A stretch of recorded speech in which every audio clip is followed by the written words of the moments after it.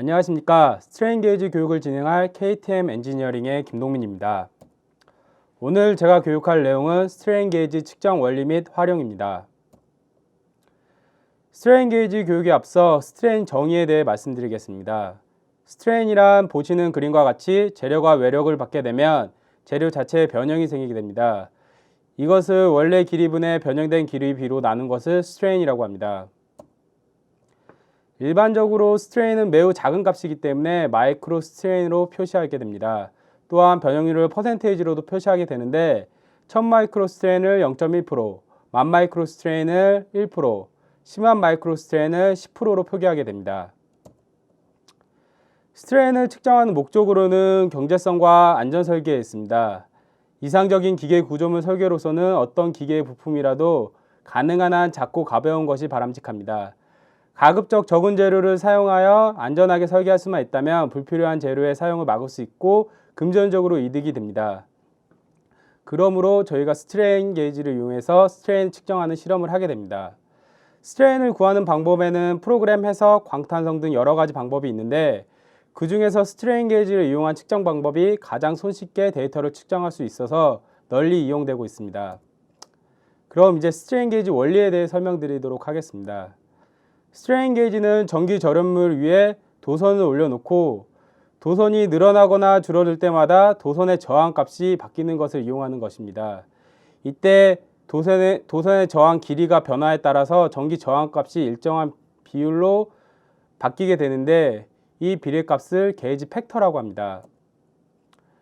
모든 스트레인 게이지마다 고유의 게이지 팩터를 가지고 있고 이런 스트레인 게이지 팩터는 저항 변화율분의 길이 변화율을 의미합니다. 보시는 바와 같이 스트레인 게이지에 게이지 팩터가 2인 게이지를 부착하게 된 다음에 저항이 125를 부착하였을 때 이때 발생하는 스트레인 값을 0.001이라는 가정하를 두면 이때 발생하는 저항 변화율은 0.245이 됩니다. 그러므로 1마이크로 스트레인당 매우 작은 저항 변화값이 발생하기 때문에 보다 정확한 측정을 위해서 정밀한 계측 장비가 필요하게 됩니다. 다음으로는 스트레인 게이지 구조에 대해서 말씀드리겠습니다. 스트레인 게이지는 크게 실제 변형률을 측정하는 그리드 부분과 와이어를 부착하는 탭 부분으로 나누어집니다. 그러므로 실제 변형률을 측정하는 부분이 그리드 부분이기 때문에 그리드가 손상받지 않도록 게이지를 다룰 때 주의하셔야 합니다. 스트레인 게이지를 선정하는 데는 여러 가지 고려사항이 있습니다. 우선 스트레인 센서티비티 얼로이, 셀프 템퍼레처 컴펜세이션 넘버, 백킹 매터리얼, 그리드 레지스턴스 등이 있습니다. 이러한 사항들은 스트레인 게이지 모델명을 보시면 이런 정보들이 모두 나옵니다.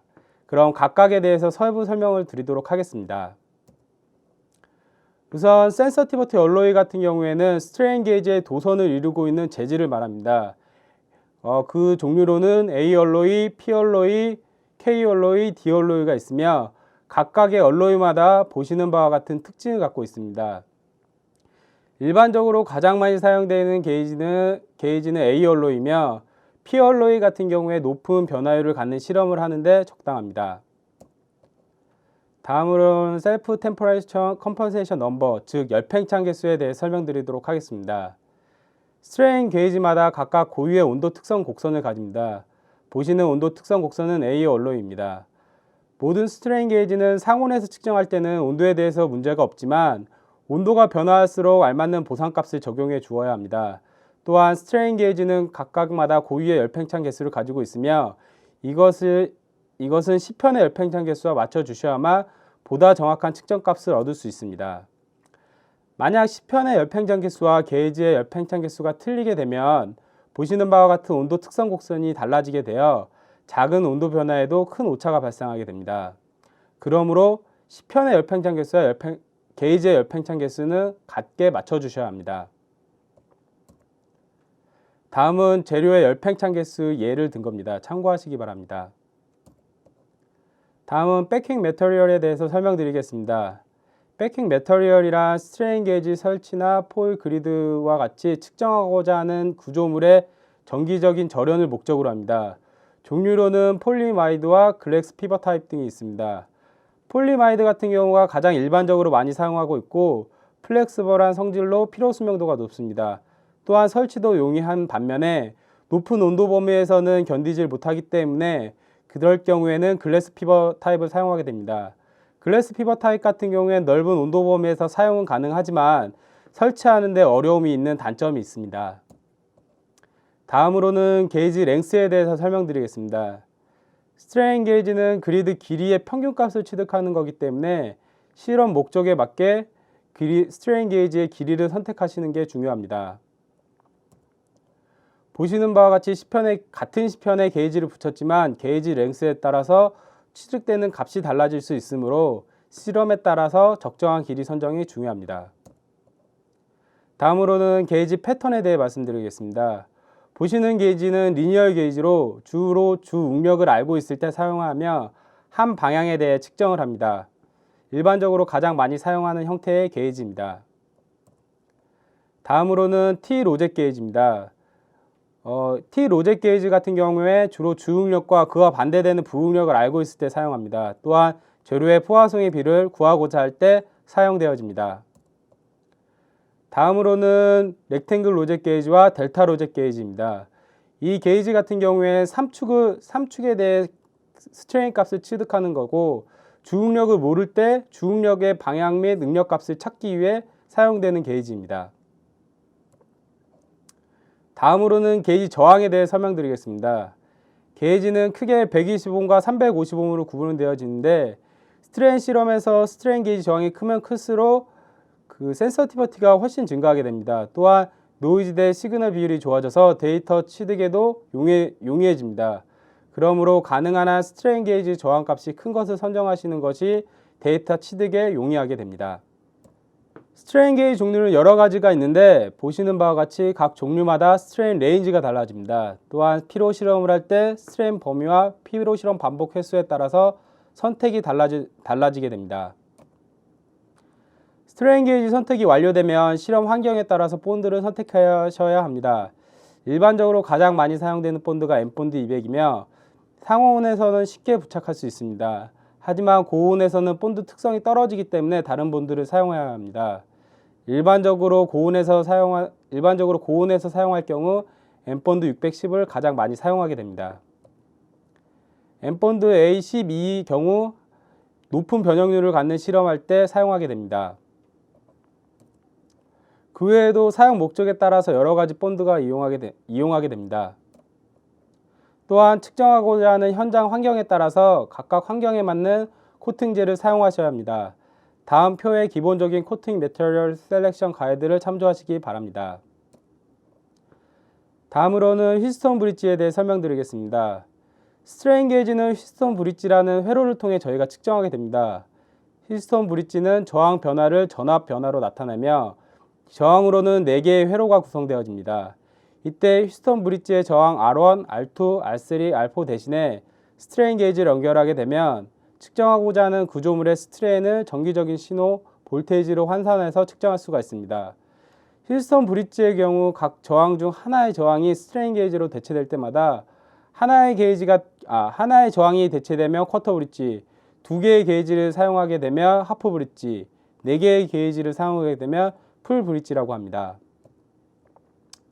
게이지를 하나 사용하는 커터 브릿지에 대해 설명드리도록 하겠습니다. 커터 브릿지 같은 경우에 이 그림과 같이 회로가 구성되어지며 아웃풋 전압은 다음 관계식이 주어집니다. 커터 브릿지의 경우 주로 응력 분석의 목적으로 사용되어지며 가장 간편하게 스트레인 양을 측정하는 방법 중에 하나입니다. 다음으로는 하프 브릿지에 대해 설명드리겠습니다. 하프 브릿지 같은 경우에 보통 주변 환경의 온도 차이를 가지는 실험 조건에서 온도에 의한 에러를 상쇄시키는 목적으로 활용됩니다. 또한 그 외적으로 충격 실험에서 밴딩 효과를 상쇄시키는 목적으로도 사용됩니다. 하프 브릿지의 경우 보통 쿼터 브릿지에 비해 출력값이 2배 또는 1.3배 정도의 출력값이 나옵니다. 다음으로는 풀 브릿지에 대해 설명드리겠습니다. 풀 브릿지 구성 방식은 보통 게이지 4개를 사용하게 되는데 이때 스트레인 게이지 풀 브릿지를 이용해서 로드셀, 토크 센서, 압력 센서, 변이 센서 등을 이런 풀브릿지 방식으로 구성하여 만들게 됩니다. 지금 보시는 것은 밴딩을 측정하기 위한 풀브릿지 A입니다. 다음으로는 스트레인 게이지 설치 방법에 대해서 설명드리겠습니다. 스트레인 게이지 경우 매우 미소한 값을 측정하기 때문에 시편 표면 처리 작업이 무엇보다 중요합니다. 그러므로 보기와 같이 정해진 약품을 가지고 표면 처리 작업 등을 해야 보다 정확한 측정 값을 얻을 수 있습니다. 표면 처리에 이용되는 도구로는 디그리저, 컨디셔너, 뉴트럴라이저, SRC 페이퍼, 거즈 등이 있으며 시료의 종류에 따라 다양하게 사용됩니다. 처음에는 우선 디그리저를 이용해서 시편 표면에 붙어있는 오염물질을 제거하게 됩니다. 그리고 나서 뉴트럴라이저와 컨디셔너를 이용하여 표면 연마 작업을 하게 됩니다.